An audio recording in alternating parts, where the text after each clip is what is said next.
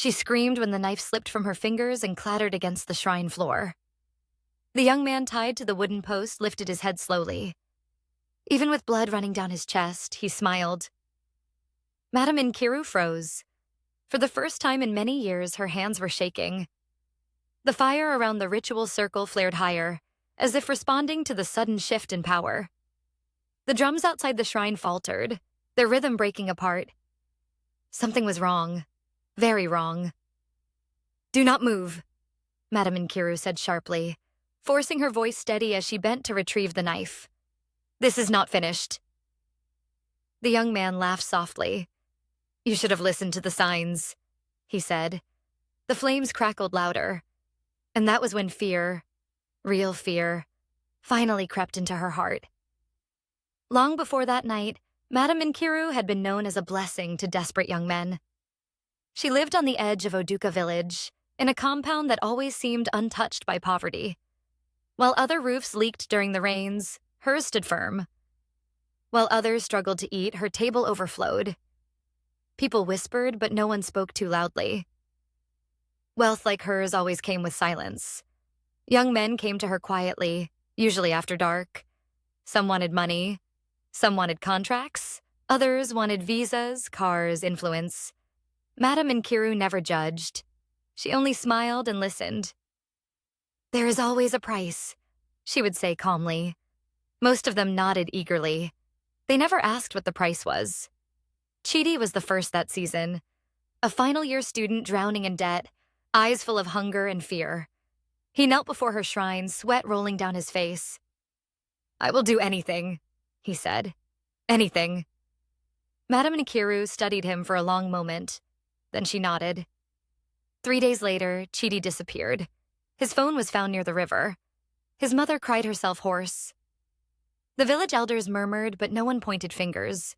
People vanished sometimes. Life moved on. And Madame Nkiru grew richer. Then came Kunle, then Sadiq, then Emeka, each one desperate, each one hopeful, each one gone.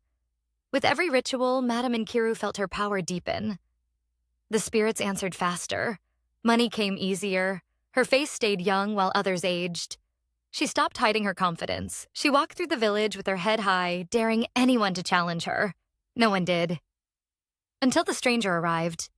He came into Oduka on a quiet afternoon, wearing dusty sandals and carrying nothing but a small bag. He was not handsome in a striking way, but there was something unsettling about him. His eyes were calm. Too calm. He asked for water at a roadside stall. "Who lives in that big compound?" he asked casually, pointing in Madame Nkiru's direction. The woman selling water hesitated. "Why do you ask?" "I'm looking for someone who helps young men succeed." The woman swallowed.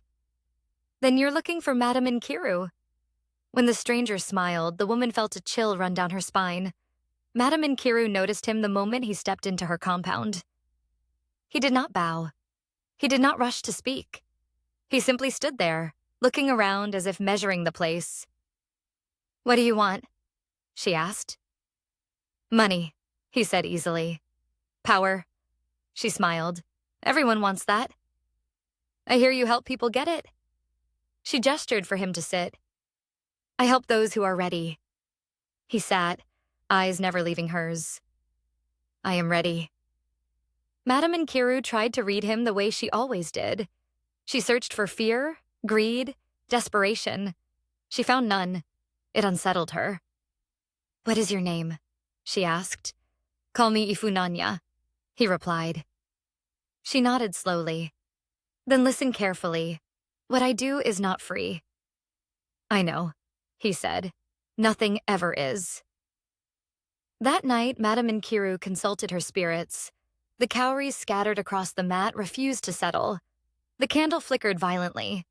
The air grew heavy. "This one is dangerous," a voice whispered. She clenched her jaw. "I have faced danger before." The spirits fell silent. She ignored the warning. Over the next few days, she tested him. She asked questions meant to expose greed. "What would you sacrifice for wealth?" she asked. "Whatever must be given," Ifunanya replied. "Do you fear death?" "Only a wasted life." Each answer felt correct. Too correct. Animals avoided him. A goat broke its tether and ran when he walked past. The shrine fire burned blue instead of red when he entered. Still, Madam Nkiru pressed on. Pride blinded her. The ritual will be done on the night of the blood moon, she told him. He smiled. I will be here. As the day approached, the village buzzed with unease. Mothers clutched their sons tighter. The air felt charged. On the night of the ritual, Madam Nkiru prepared everything herself. The chants were older than the village. The knife had tasted many lives. Ifunanya stood calmly as she bound him to the post. You still have time to beg, she said mockingly. For what? He asked. For mercy. He shook his head. You will need it more than I do. The drums began.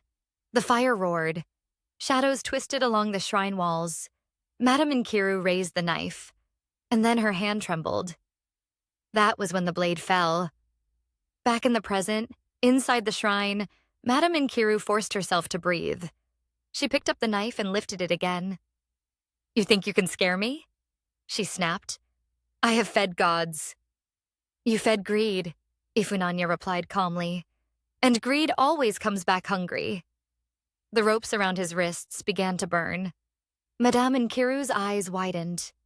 Impossible. The fire shifted, crawling inward, reversing the ritual circle. The drums outside fell completely silent. She tried to chant. The words caught in her throat. You used young men for money rituals, Ifunanya said, his voice now layered with something ancient. You drained their futures to extend your own. The rope snapped. He stepped forward, untouched by the flames. Madam Nkiru staggered back. Who are you? I am the answer, he said, sent when the cries became too many. The faces of her victims appeared in the smoke. Chidi, Kunle, Emeka. Their eyes hollow, accusing. She screamed. I did what I had to do. No, he said softly. You did what you wanted. The shrine shook. The walls cracked. Her charms shattered one by one. She dropped to her knees. Please, I can stop. I can change. He looked at her without hatred. You already chose. The fire surged. When the villagers arrived at dawn, the compound was in ruins. The shrine reduced to ashes. No body was found. No sign of Madam Nkiru. Only silence. And somewhere beyond the village, Ifunanya walked away, his task complete. Some stories are warnings. Some are reminders. If you enjoyed this African story, don't forget to like this video, subscribe for more powerful tales, and comment below what kind of story you want next. Evil may hide behind wealth and beauty, but justice always arrives.